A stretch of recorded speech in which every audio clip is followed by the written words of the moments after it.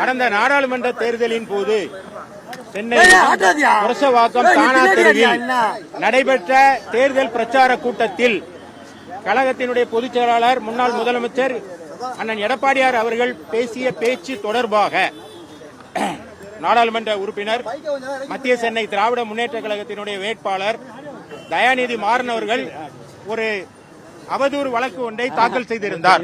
இந்த அவதூறு வழக்கு தொடர்பாக இன்றைக்கு 13வது குற்றவியல் நடுவர் நீதிமன்றத்தில் மெட்ரோபாலிட்டன் மேஜிஸ்ட்ரேட் அவர்கள் முன்பாக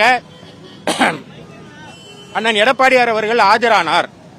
இந்த வழக்கு என்பது அதாவது 500 IPC அதாவது அவதூறு வழக்கு.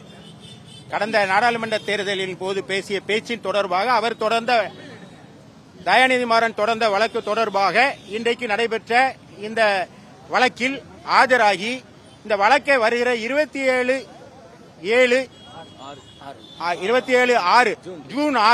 ஜூன் 27ஆம் தேதி அன்று மறு விசாரணைக்கு இந்த வழக்கை ஒத்தி வைத்திருக்கிறார்கள்.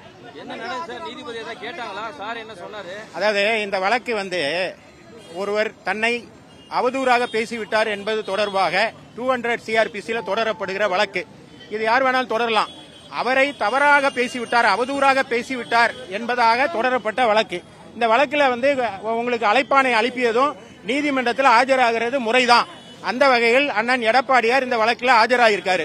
வரும் வாய்தால இந்த வழக்கு தொடர்பான விவரங்களை நாங்கள் எடுத்து வைப்போம். எங்கள் பக்கம் உள்ள நியாயங்களை எடுத்து வைப்போம். இந்த வழக்கு தொடர்ந்து நடைபெறும். வழக்கு தொடர்பான கேட்டீங்களா சார்?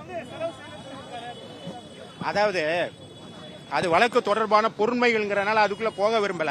அவர் சொல்றாரு நாடாளுமன்ற உறுப்பினர் மேம்பாட்டு நிதியை நான் முறையா பயன்படுத்தியிருக்கேன்னு சொல்றாரு. அதற்கான ஆதாரங்களை அவர் கொடுத்து ஒரு வழக்கு தொடர்ந்திருக்காரு. இந்த வழக்கு விசாரணைக்கு வரும்போது எங்கள் தரப்பு நியாயங்களை எடுத்து சொல்லுவோம்.